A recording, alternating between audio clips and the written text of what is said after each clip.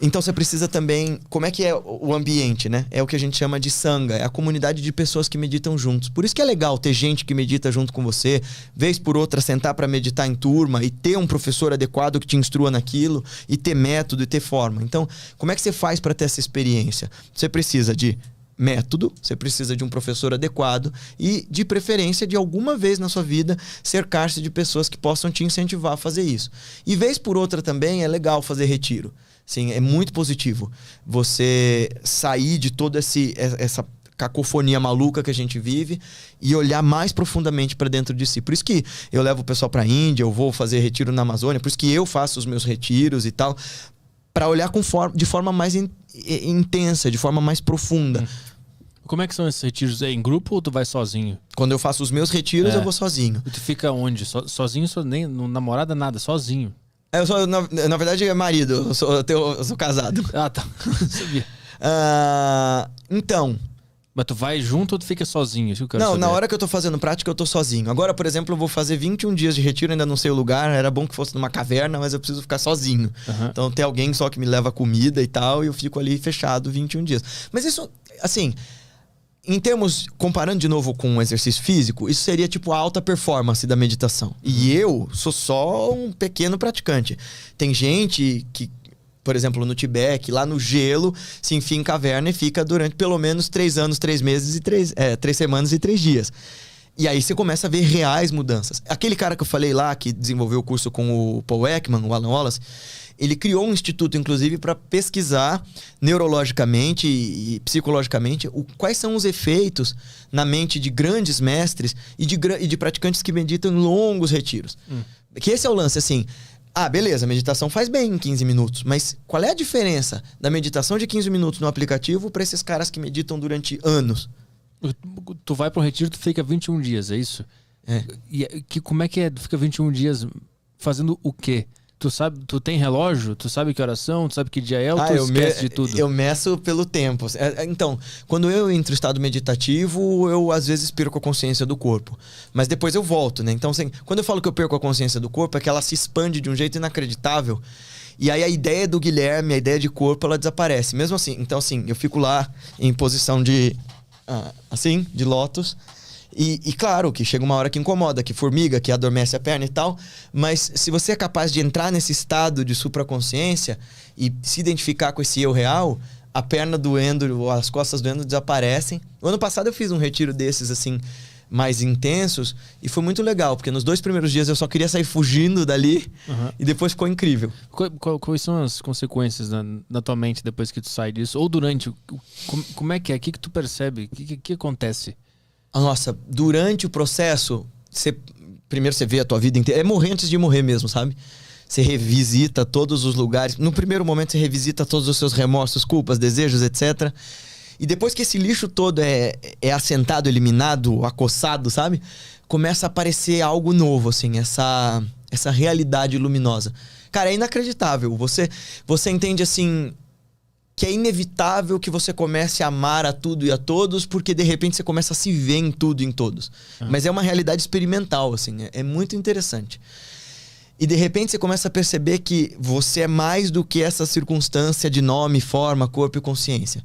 Existe algo por detrás desse espetáculo todo, dessas cortinas, e que é o seu eu real, que testemunha isso tudo num estado de plenitude absoluta. Isso eu não consigo alcançar no dia a dia, meditando em casa. Isso necessariamente tem que ir para um retiro, para um lugar Não, desse. você pode conseguir. Tem gente que, assim... Tem um mestre na Índia que se iluminou com 16 anos. É claro, né? Dizem que ele é a exceção que prova a regra, de que você tem que se esforçar muito e tal. Mas ele tinha 16 anos, tinha ouvido falar de um lugar onde grandes mestres viviam. O nome dele era Ramana Maharishi, ou Maharshi, se o pessoal quiser pesquisar. É bem legal a história dele. Ele tinha 16 anos e ele sentiu um súbito pânico de morte, assim, uma sensação de que ele ia morrer. A gente, se fizesse isso, ia querer, sei lá, passar com um psiquiatra, achar que tá com pânico e tal. Quando ele sentiu isso, ele deitou e mergulhou fundo dentro de si e se perguntou, tá bem, se agora a morte chegou, o que é que sobra se eu morrer? O que é que resta se esse menino...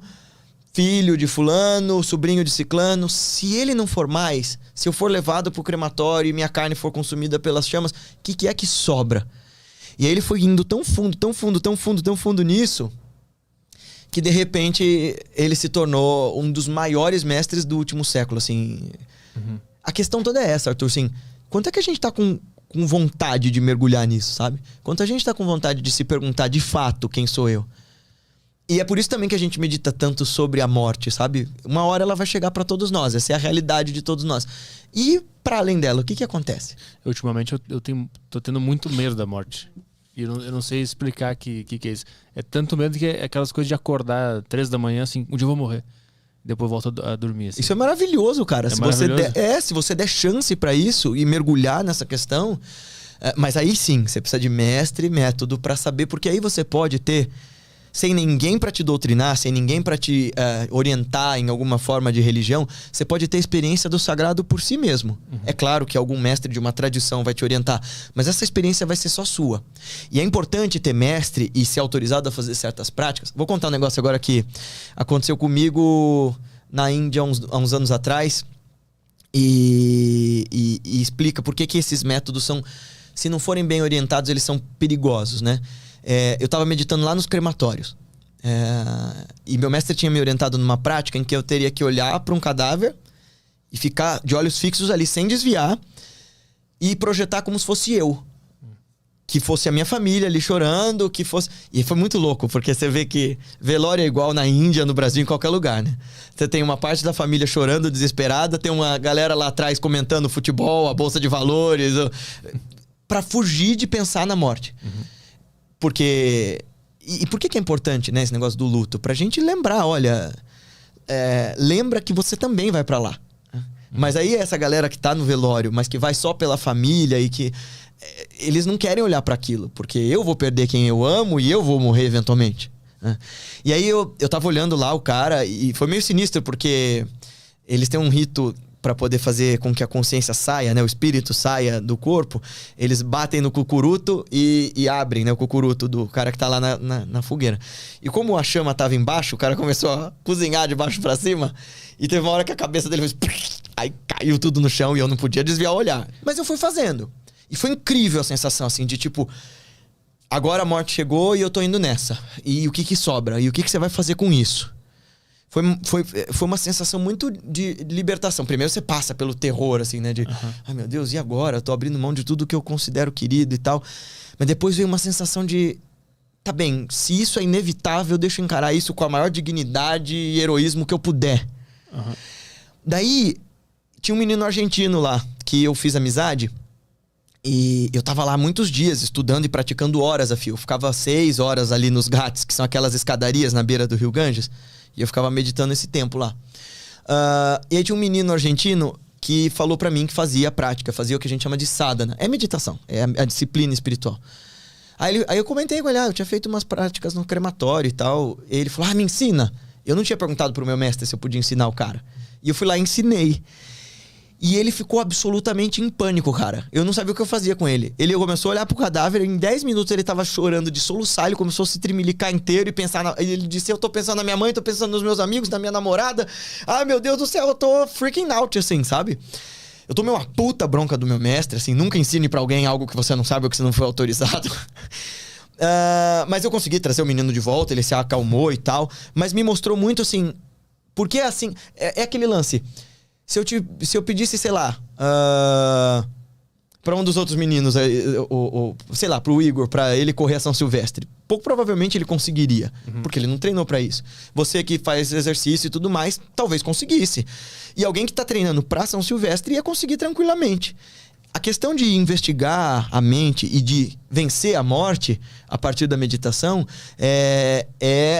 leva tempo, é o treino. Mas o yoga também foi inventado para isso. Todas essas tradições meditativas, na real, não são pra gente produzir mais, dormir melhor, trabalhar mais. São pra gente entender quem nós somos e pra gente vencer a morte, transcender a morte.